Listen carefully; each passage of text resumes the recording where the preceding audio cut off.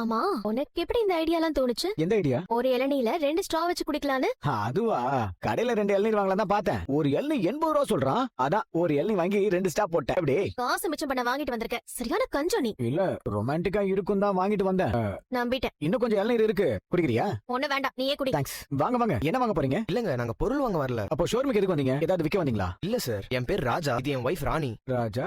எந்த நாட்டுக்கு? பேர்ல மட்டும்தான் சார் நாங்க ராஜா ராணி, மத்தபடி எங்களுக்குன்னு சொல்லிக்க எதுவுமே கிடையாது. ஊர்ல ரொம்ப கஷ்டங்க. அது எதுக்கு இப்ப என்கிட்ட வந்து சொல்லிட்டு இருக்கீங்க? இல்ல சார், வேலை தேடி வந்திருக்கோம். இங்க வேலை காலியா இருக்குன்னு சொன்னாங்க. ஒரு ஆளுக்கு தான் வேலை காலியா இருக்கு, அதுவும் ஜென்ஸுக்கு தான். இங்க 2 பேருக்கு வேலை இல்லையே. அண்ணே, இவரை விட்டா எனக்கு வேற எதுவும் நாதி இல்லண்ணே. இந்த ஊர்ல எனக்கு யாரையுமே தெரியாது. இவர் வேலை பாக்குற இடத்துல நானும் வேலை பார்த்தா எனக்கு ஒரு பாதுகாப்பா இருக்கும். கொஞ்சம் பார்த்து ஒரு வேலை போட்டு கொடுங்கண்ணே. ஒரு ஆளுக்கு தான் வேலை. சார், நீங்க ஒரு ஆளுக்கு கொடுக்கற சம்பளத்தையே எங்க 2 பேருக்கு சேர்ந்த மாதிரி கொடுத்தா போதும் சார். எங்களுக்கு சாப்பாட்டுக்கு ஒரு வழி இருந்தாலே போதும்னு இருக்கும் சார். நீங்க 2 பேரும் எங்க தங்கி இருக்கீங்க? ஊரை விட்டு வந்ததுக்கு அப்புறம் ரயில்வே ஸ்டேஷன், பஸ் ஸ்டாண்ட்னு படுத்துட்டு நாளை ஓட்டிட்டு இருக்கோம் மேடம். எங்கேயுமே வீடு கிடைக்கல.